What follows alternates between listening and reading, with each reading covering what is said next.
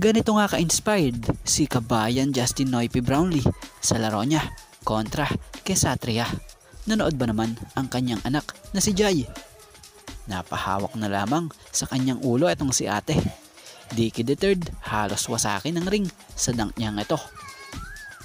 Maging IBL commentator napasigaw sa ginawang ito. Laban ng Pelita Jaya kontra dito sa team ng Kesatria, Bengawan Solo.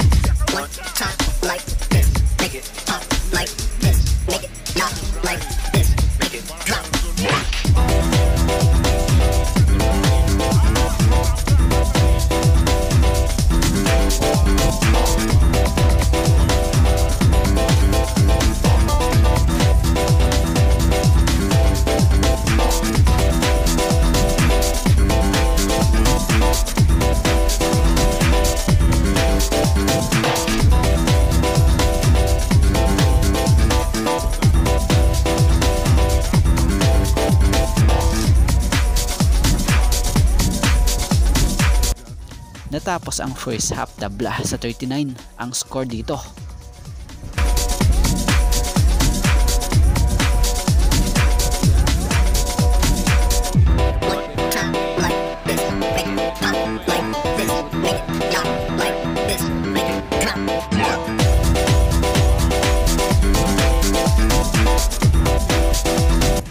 So natapos ang laro, panalo ang Pelita Jaya kung saan tinambakan nila etong Kesatria.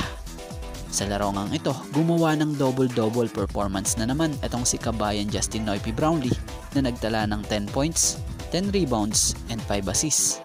So kung mapapansin nyo nasa number 1 spot na nga po ang Pelita Jaya sa standings sa to ng IBL.